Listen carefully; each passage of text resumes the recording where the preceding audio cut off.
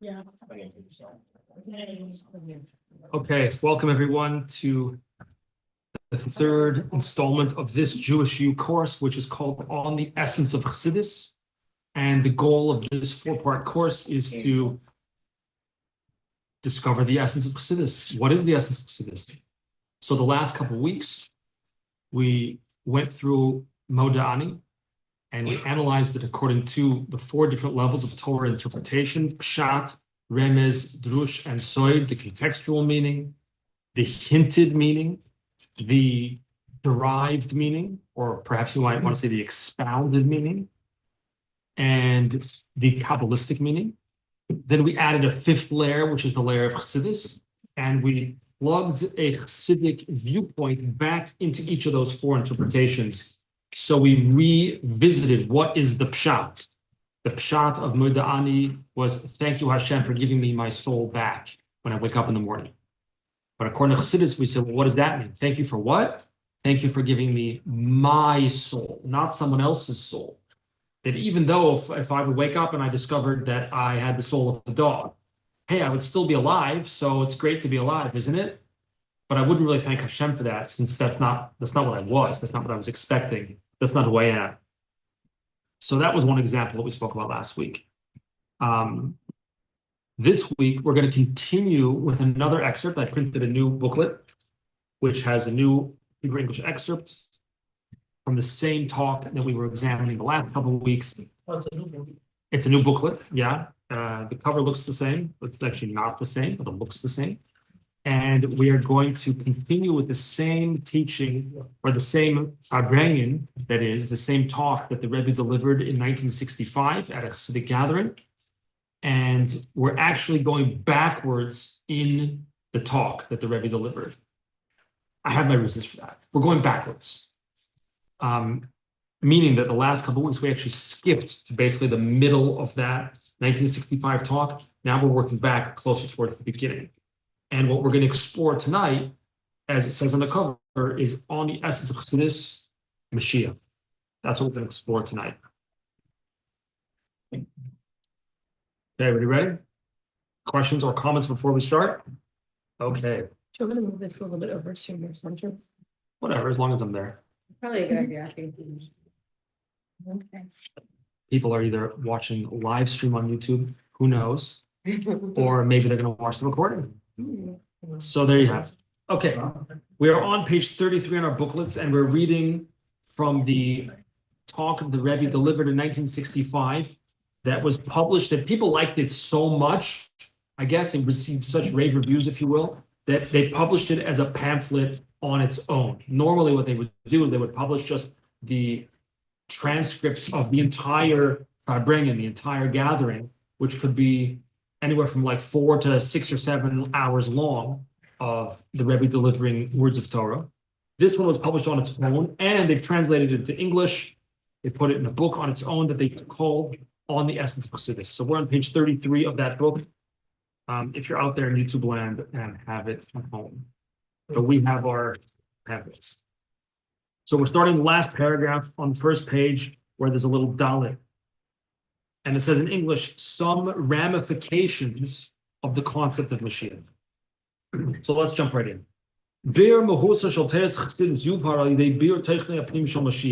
So in order to explain what is Chassidus, what is the essential nature of Chassidus, in order to do that, we're going to explain what is Mashiach.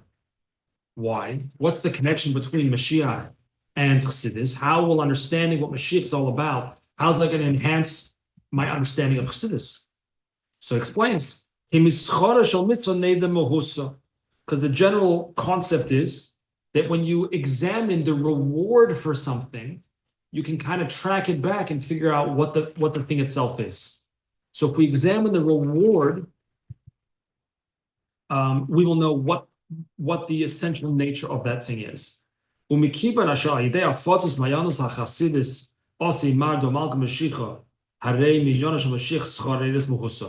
therefore, since the reward, the outcome of Chassidus, of the spreading of the well springs and the teachings of Chassidus is that Mashiach will come. So therefore, that means the Mashiach is, so to speak, the reward, if you will, for Chassidus. So therefore, if we know what Mashiach is, we'll also know what Chassidus is. Now, what am I talking about? That Mashiach is the reward for Chassidus. What is that all about? So, one year on Rosh Hashanah, something like 300 years ago or so, the Baal Shem Tov had a very heavenly experience that Rosh Hashanah. His neshama ascended on high, his soul ascended to the spiritual realms. And while he was there, he met none other than Mashiach himself. And he went over and he said, "Hey, Mashiach, Mr. Mashiach, or Rabbi Mashiach, when are you coming already? It's been schön gewesen a lange Zeit. It's been a long time." I don't think he said that, but I'm adding that in because it's been a long time. The Jewish people are in exile a long time already. Too long. So the Baal Shem Tov approached Mashiach and he said, "Excuse me, when are you going to come already?" So Mashiach responded to him, "When your teachings, when the wellsprings of your teachings, that is the Baal Shem Tov, will be spread out, that's when I will come."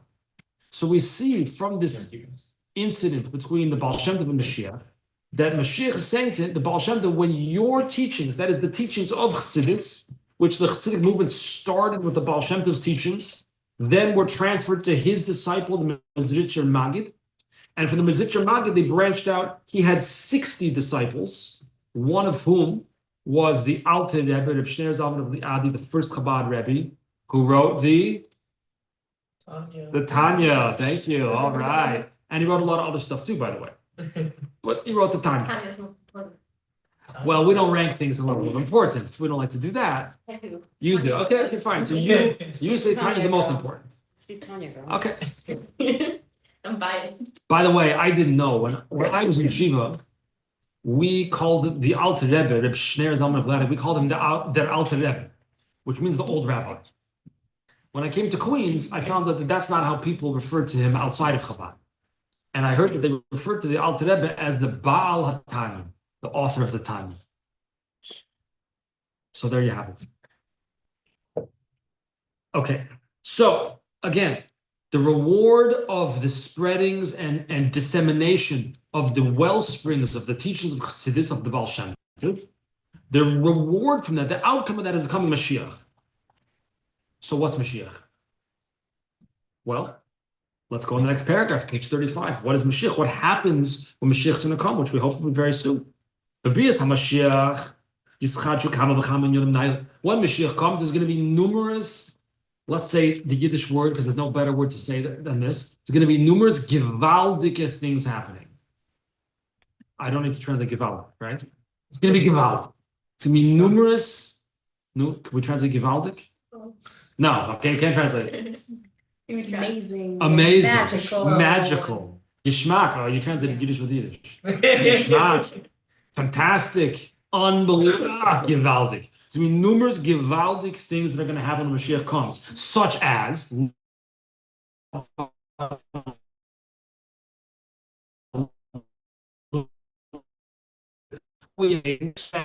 so first of all, one thing is Mashiach is going to stop suffering for human beings in the world in general. But that's like removing something negative. Mashiach is much more, is about much more than just removing our suffering. Although in today's day and age, that seems to be enough to motivate people to think about Mashiach a little bit, is the unfortunate, sad state that we're living in nowadays. But there's going to be numerous gewaldic, wondrous things going to happen when Mashiach comes, such as Geulas Yisrael v'hashchina mehagolos, the redemption of the Jewish people and the divine presence, the Shechina, from exile. How's the Shechina going to be redeemed? Why will the divine presence be redeemed? Because Chazal tell us, it says in the Gemara, that when the Jewish people are exiled, wherever we are exiled to, Shechina imohem, the Shechina is with us. So if we are in Golus, which unfortunately we are in exile, the Shechina, the divine presence, is with us in Golus. So when Mashiach comes, he's going to redeem the Jewish people. He's going to extricate us from Golus. And the Shechina will be extricated along with Us schlepped out of Golos. That's another Yiddish word you don't have to translate. Not extricate. Extricate is English. I know what you were thinking about. Extricate is English. Schlepp. We don't need to translate schlepp. Okay. So that's one thing. If this is not good enough by then, this is good enough already. Mashiach is going to redeem the Jewish people from Golos. But even higher than, even more so. L'maylam is that you saw chacham gedolim. The Jewish people are going to be tremendously wise people. Aren't we already wise people? Okay, never mind. Aren't we going to be tremendously wise people? We are going to know hidden things. Matters that were previously unknown, not unknown because I didn't read the book yet. Unknown because they weren't known to humanity. And again, not that they weren't known to humanity because they were at the bottom of the sea and we didn't see it. Do you heard about that fish that came up the other day? Heard about that? No. There's this fish called the anglerfish. The anglerfish that they live only like The really thousands. weird one with the light on top of its We head. mentioned this the other week. Yeah. In Chassidus. Yeah. We mentioned an anglerfish, I remember. Yeah. It came to the surface. They only live like some thousands of feet beneath the water, beneath the surface of the ocean. And apparently they can't survive if they come up higher. I don't know what it is, whatever. But apparently they found some anglerfish coming up to see the light towards the surface before he passed on. It's a true story. Google it. Happened this week. Okay. Really? So, yeah. By the way, I had in mind that these anglers, they're like very like, if you can imagine the forehead is like all the way pushed back and their mouth is like this out and had these crazy teeth. So I had in my mind that this is like a beast of a fish that would devour you in one bite, but it actually was this big. Anyway, so if the hidden things that the Jewish people will come to know when Mashiach comes is not just because they were an anglerfish at the bottom of the sea and we didn't know about it. It's not that. It's going to be we're going to understand concepts and realities and ideas that were hidden by their very nature. They were, in a sense, unknowable, and those seemingly unknowable things will become known to us when Mashiach comes. V'yasigu das boira, we will grasp the knowledge of God Himself. U'molo ha'oretz deis havaya, and the earth will become filled with knowledge of God the same way that the seabed is covered by water. Meaning we're going to be flooded with a God consciousness, flooded with an awareness of a higher being when Mashiach comes. This sounds pretty good so far. I'm getting excited. L'maylam is even higher, even greater than that, is shinui v'chidush v'maaseh bereshis. The very nature of reality as we know it will change. You're going to say, 1 second, Rabbi, I thought that Maimonides says the world's not going to change when Mashiach comes, right? That was I can see, like, that's what you were wondering right now, isn't it? Forgot about it, but now that you said it, I remember. So the answer is that, first of all, there's lots of debate amongst the great sages. Will the world fundamentally change? Will it undergo like changes in nature as we know it or not when Mashiach comes? This is subject to debate. The Rambam writes that it will not change. Olam kiminhagoi noyeg. The world will continue as it is, and the Rambam says that the famous prophecy, the wolf will lie with the lamb. You heard of that? Isn't there a restaurant called Wolf and Lamb? Yeah. It's a messianic restaurant. Okay, that's why they called it that. I don't know the owner. I'm assuming that's why he called it. But the wolf will lie with the lamb is one of the famous messianic prophecies. A wolf, a carnivore, an animal that attacks and devours, will lie together next to the lamb, a docile shepsela. Shepsela also I don't have to translate, right? Yiddish. Shepsel. Shepsel is a sheep. So Rambam understands that passage to be metaphorical. So since that's your question that you asked, and you want to know 1 second, how could he say right here, how could the Lubavitcher be right, that the world is going to change by its very nature if Rambam writes that that's not going to happen? So first of all, again, as I already mentioned, that it's actually subject to debate. People debate this. The great sage, I don't mean I debate it, the great sages debate this, number one. Number two, when Rambam writes that the world will continue exactly as it is with no changes in nature, we're going to breathe the same air and eat the same food and all that kind of stuff. We just won't be subject to being ruled by other nations or other peoples. The Rambam was referring to the initial stage of redemption. in the initial stage of redemption, there will be no fundamental changes in the way nature operates. However, there will be a second stage of the redemption when the world will undergo some types of changes. Okay. Let's skip the paragraph because I kind of just summed it up a little bit. Skip that paragraph in parentheses. Additionally, what are some other amazing things that are going to happen when Mashiach comes? It's pretty good so far already, right? Candy on the trees. We're going to be redeemed. Candy on the trees? Who doesn't want candy on the trees? We're going to be redeemed from exile. The Shekhinah will be redeemed also. We're going to become tremendously wise scholars, and we're going to know hidden matters. We're even going to know God's wisdom himself. And even more than that, nature as we know it is going to transform. Even more than that, there's a godly reality that's completely transcendent, totally beyond the worlds, will be revealed, will be openly accessible to everyone. That's why when Mashiach comes, now you have the Yud Kei Vav Kei, God's name, the Yud Kei Vav Kei. How do you pronounce it? Don't pronounce it. We don't pronounce it, right? You're not supposed to pronounce the Yud Kei Vav Kei name of Hashem, the Tetragrammaton. Why is it called the Tetragrammaton? 50? Isn't tetra mean 4? Oh, sorry. Something? 4 letters? Okay. The Yud Kei Vav Kei, we're not supposed to pronounce it, right? In the times of the Beis HaMikdash, by the way, they did pronounce it. But we don't pronounce it anymore. When Mashiach comes, we're going to pronounce it again. What does that represent? That there's a concept, you have the letter, you have the word that's written in a certain way. That's called the Ktav.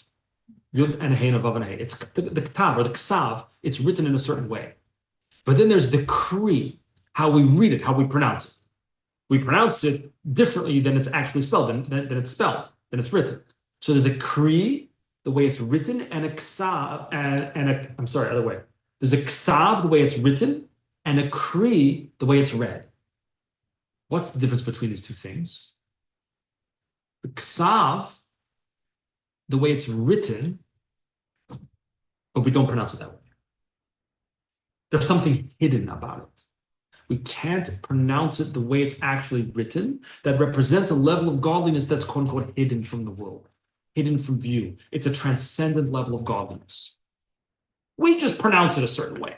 The way we pronounce it, the Kri, represents a level of godliness, a godly energy that is manifest and present in the world. So when Mashiach comes, we're going to read it. That means it's going to be manifest. It's going to be revealed exactly the way it's written. The written is hidden. We're going to pronounce that. We're going to read it.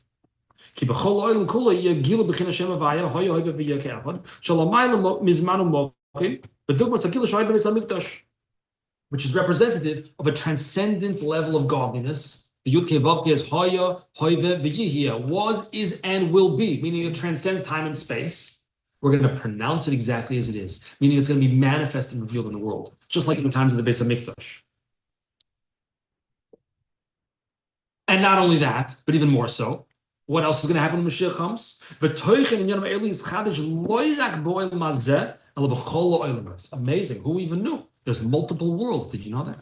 There's multiple spiritual worlds. There's only one physical world, and that's here in Queens, and everywhere else in this world, in Olam Hazeh, in this world. But there are multiple spiritual worlds, and what I do here in this world, in this physical world, which is the lowest on the hierarchy of all the spiritual worlds, what I do here affects what happens above, even in the spiritual worlds. So therefore, whatever happens down here in our world, when Mashiach comes, is going to reverberate and also be happening upstairs in the spiritual worlds as well. Because what happens, the goings on in the spiritual worlds is determined based on what happens here.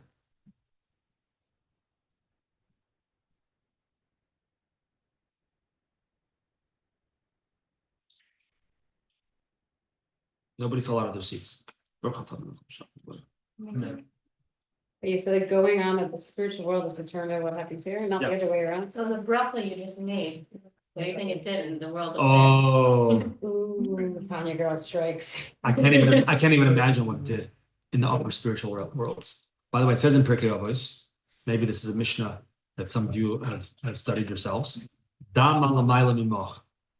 Know what's above you. What's above you? Anybody remember that Mishnah? What's above you? An eye that sees, an ear that hears. All your deeds are written down. Da malamayla mimoch. You have to know. Da, you have to know. Malamayla mimoch. You have to know what's above you. That's the pshat. Remember, what does pshat mean? The contextual basic meaning of the verse of that Mishnah. Now, can we do Chassidus on this Mishnah? We're going to move a comma. Am I allowed to move commas?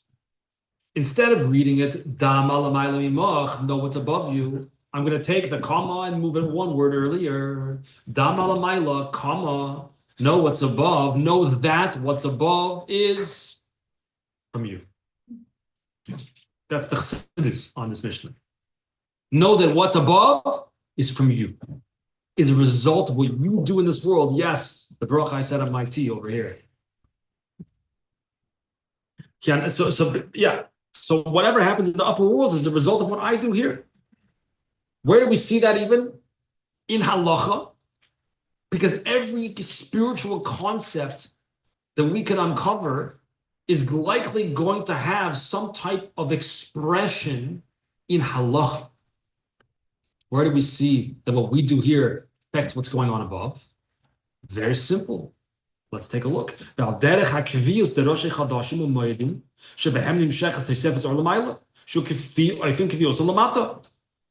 do this anymore because now we have what's called a fixed calendar in Judaism, right? But it used to be in the good old days, how did they know when to make a seder for Pesach? How do they know when to do that? The moon, right? So there's a whole system called Kiddush HaChodesh. The Gemara in Masechet Sanhedrin has a whole long discussion about how it worked exactly. Witnesses would have to come to the Beis Din, to the court of law in Yerushalayim. They'd have to say, "Oh, we saw the moon. And, well, what did you see? Where did you see it? What did it look like? Was it like this, like that?" They would interrogate them and ask them all sorts of questions. And then when the Beis Din would determine that they had sighted the new moon, they would make a declaration. They would actually declare that the new month is on such and such a day coming up. And based on that, based on when Rosh Chodesh is, now we know when it's Pesach, we know when Sukkot is going to be, we know when all the holidays are going to be as a result of Rosh Chodesh. So who determines when Rosh Chodesh is? Me or Hashem? Me. Well, not me. You get the point. We, the Jewish people, determine when is Rosh Chodesh, and then that in turn determines when is Yontif. And Yontif, what makes Yontif a Yontif is not just that it happens to be the day on the calendar. It's that there's a spiritual energy, or as he calls it here, a toisefes or, extra light. That's why it's a Yontif. That's why we don't do certain types of forbidden labor and so forth, because of the enhanced kedusha, the enhanced holiness of the day. The halacha goes so far that even if the Beis Din, if the court determines incorrectly and even intentionally incorrectly when the new month starts, that's when it is. So we see in halacha that what we do in this world has an actual effect, not just here, but in the spiritual realms as well. Because now whatever is determined to be Rosh Chodesh will determine when does the extra flow of light come for Pesach or whatever the holiday is. And since when Mashiach comes, the whole world's going to change. So those changes that are taking place right here, that are going to take place, God willing, Queens, New York, and everywhere else, also are going to take place in the spiritual realms as well. So how is that? That's pretty good. Those are good things happening, right? This is what we're waiting for with the coming Mashiach. Many gewaldic things. What does gewaldic mean? Anybody want to translate? We said enjoyable, geschmack. Enjoyable, geschmack. What's your name again? No.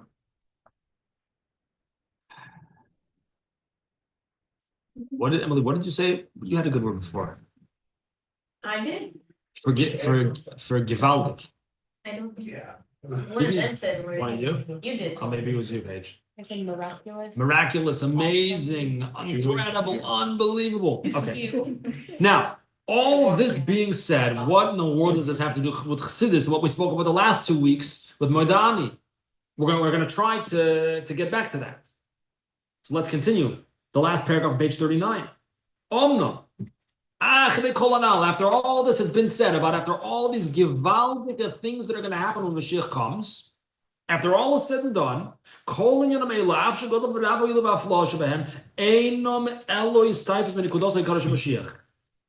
none of these things, as great as they are, the redemption of the Jewish people, the tremendous wisdom and knowledge of the Jewish people, and so on and so forth, none of these are the point.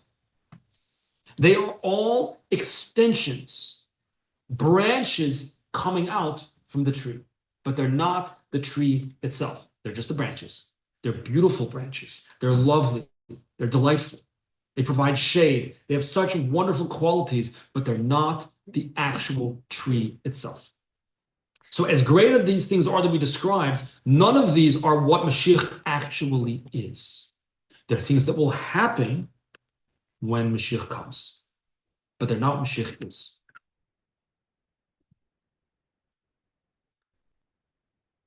Yeah?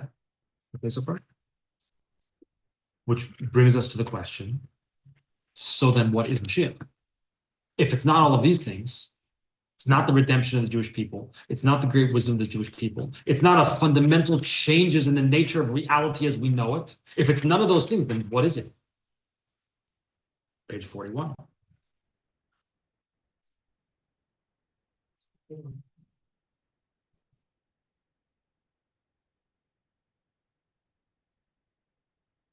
By way of introduction, the Medrash tells us, rather, that there are 5 names. That's what the word the Medrash uses. 5 names for our soul. Those 5 names are Nefesh, Ruach, Neshama, Chaya, and Yechida. Those are the 5 names. And it's understood from the Kabbalists that these are not just names, like, oh, I have a first name, I have a last name. They're not nicknames either. They're actually referring to different levels of your soul. So we don't have 5 souls. In Tanya, we learn that we have 2 souls, or the surprise is there's a 3rd soul also. That's the one that communicates between the 2 souls, the animal soul and the godly soul. But there are 5 levels of your neshama. Nefesh, which we translate usually as soul. Ruach, we translate usually as spirit. Neshama, we also usually translate as soul. But if you want to be technical, nefesh and neshama are not the same thing. We'll say in a minute what they are. We could use them generally to mean the same thing now. Nefesh, ruach, neshama, chaya, and yechida.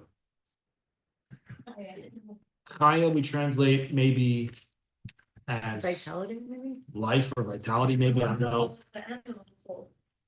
No, No, okay. no.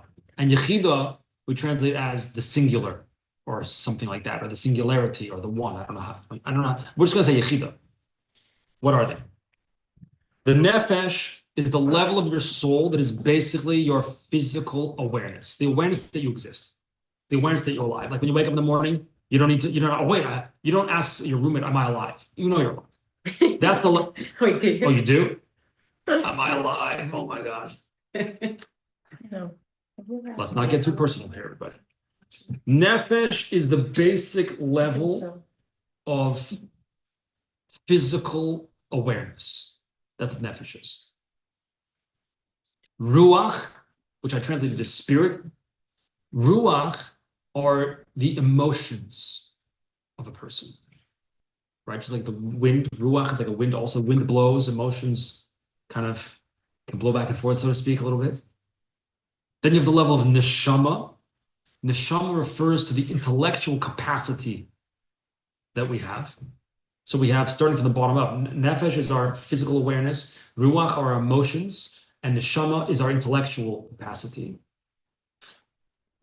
And here we're going to pause, Because those three levels of your soul, they're sometimes just called naran, nun resh nun, Rashi Tevis naran, nefesh ruach neshama. Those are inside of you. Those are enclosed within you when you're alive. That was the break. Now we have the other two levels of the soul, chaya and yechida. The two levels of chaya and yechida, which I'll try to explain a little bit, and that's really what we're going to get into here. Chaya and yechida are the two levels of your soul that are not within your body, but they remain above in the spiritual realms, and you're like tethered to them by a rope that you can't see, so to speak. Now, chaya, what's the difference between chaya and yechida? The level of chaya is sometimes called mazel. Like, you say to someone, you must have good mazel. That's actually on a profound level referring to the level of your neshama called the chaya. So when we actually wish someone mazel tov, it's unfortunately often mistranslated as good luck. Mazel tov means nothing whatsoever to do with luck. What mazel tov really means, the word mazel again typically refers to the level of your soul called a chaya. It's like a I don't know what the word is exactly in English, like not a subconsciousness, like like a super consciousness or something like that. That's subconscious, basically. It's a level of your consciousness that you're not quite necessarily aware of.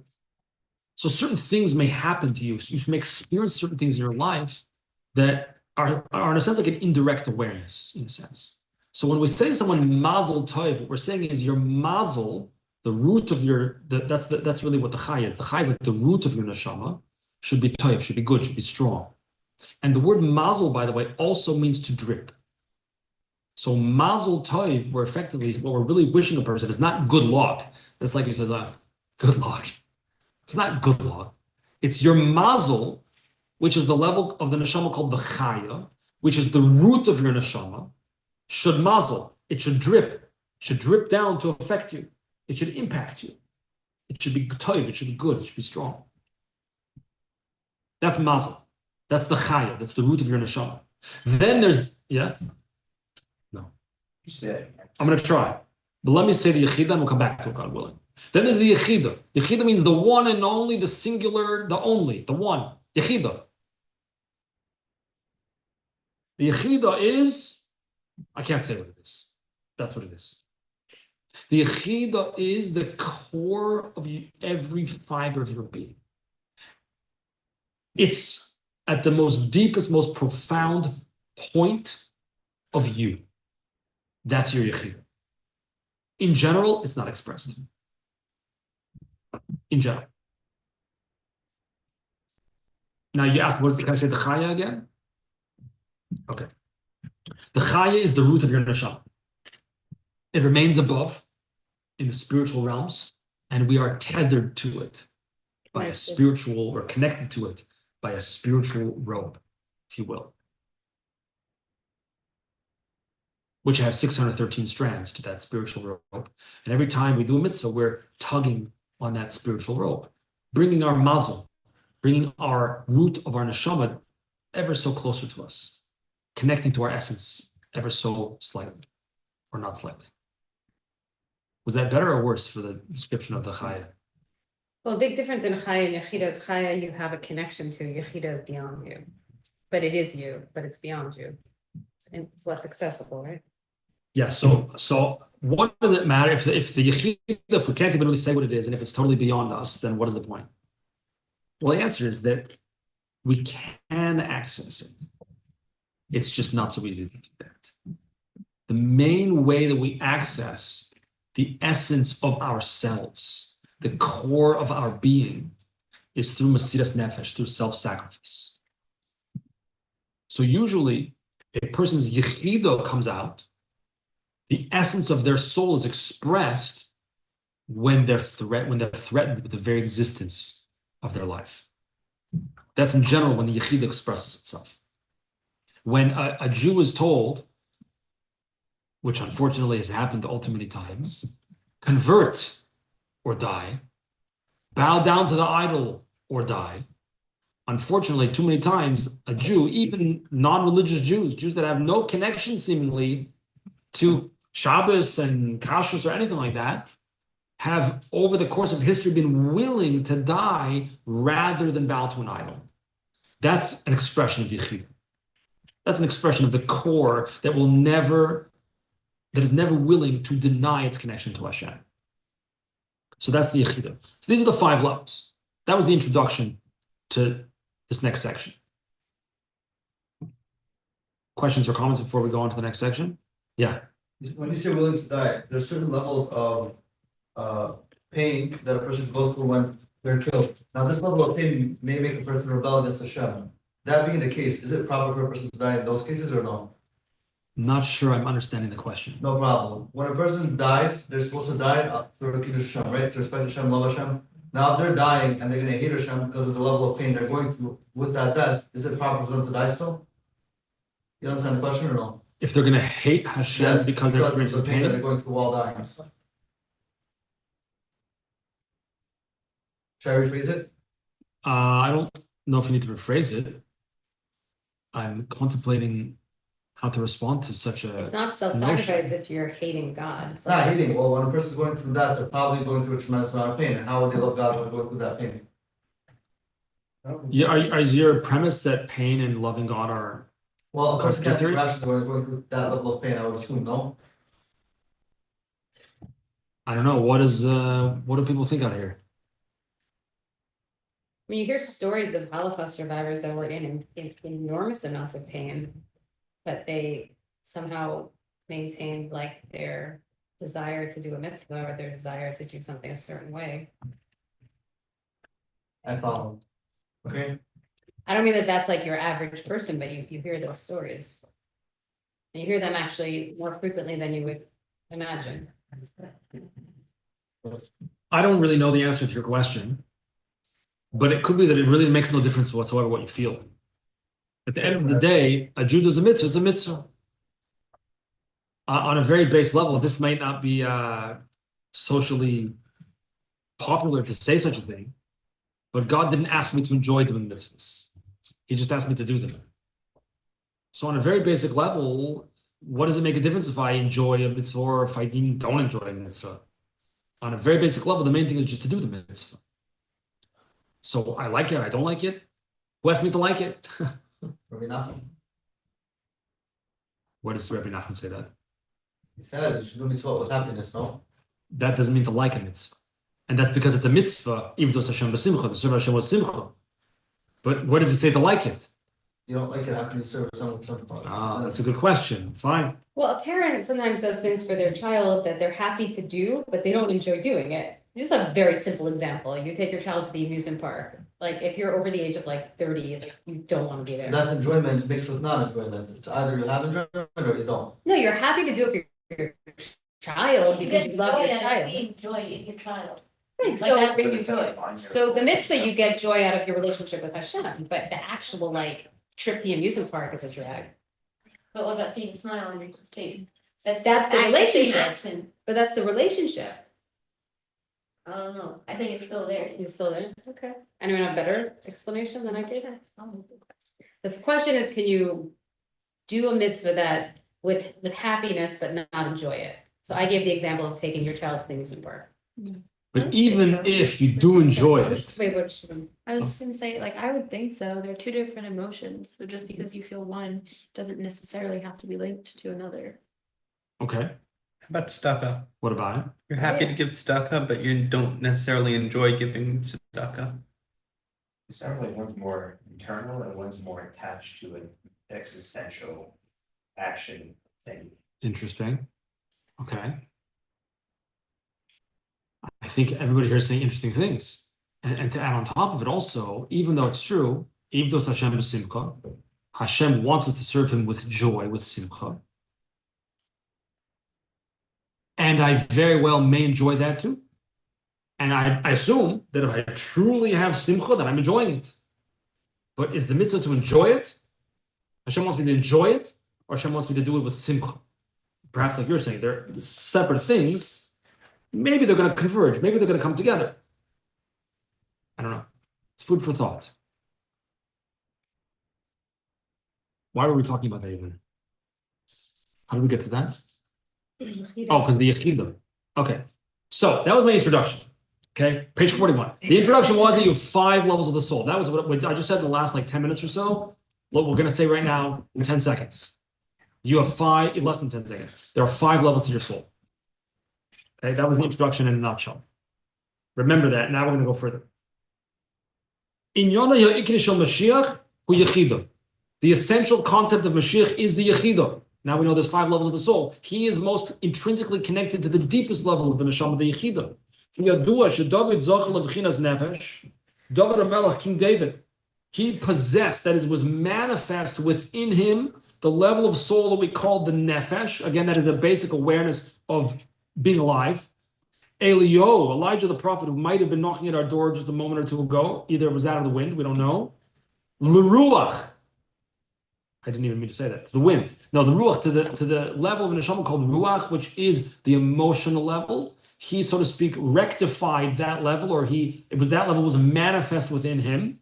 Moshe l'neshama, Moshe, the level of soul called neshama, which is the intellectual awareness, was manifest within Moshe Rabbeinu.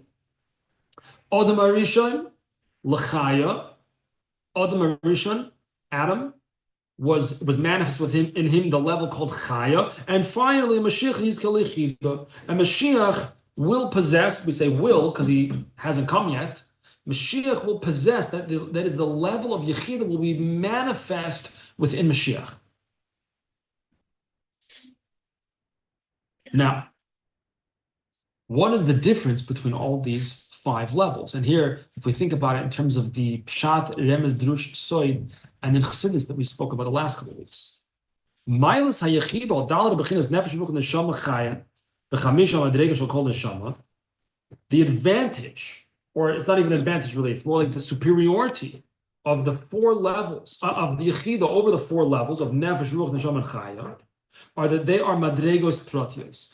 Each of these 4 levels, nefesh, ruach, neshama, chaya, are 4 specific and particular levels, each one defined by what it is and what it is not.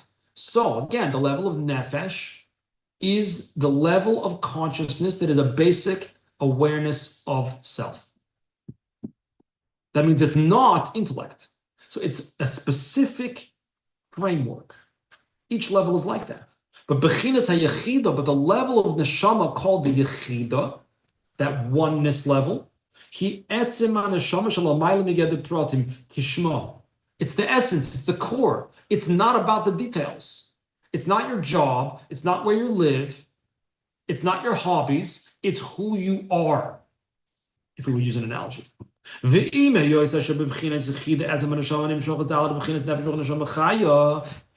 though the neshama being the yechida level being the nucleus, the atom, or what's even smaller than an atom, Electrons.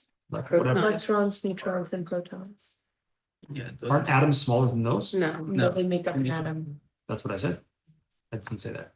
So whatever the smaller, aren't The they something like electron called is the- quasons or something like The that? electron.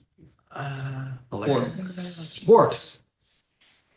Not out of my mind. It's quarks or something like that, right? Something Whatever. like that. Whatever the smallest point of existence that we know it, as we call it in science, everything ultimately comes from there, right? Splitting the atom. Everything comes from there. So to the yechida level of our soul, all the other levels of the soul come from there. Nevertheless, but you cannot say that the yechida is the source of all of them. It's not the source. Just like a quark, or whatever it's called, or the atom is not the source for the table. The table didn't come from an atom, so to speak. Atoms are just within it. Because the very concept of the yechida level of the soul, yechida means only, the singularity, is by definition devoid of any details. It has no description. It cannot be defined.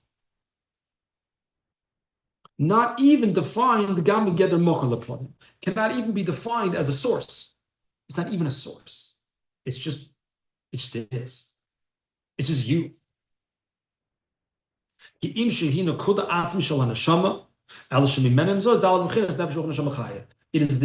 atzmis, is the essential point of the neshama, and the rest of the neshama comes from there, but it's not the source. It's just the very core of your existence. Bechinas hayachida hi nakuda ha'atzim shel neshama, kein hu b'hachayz v'neshama shel klal v'seish shalus. And just like it's that way for me, that I have a level of my soul that is the undefinable point. That's what we spoke about in the Chassidus of Moeda'ani.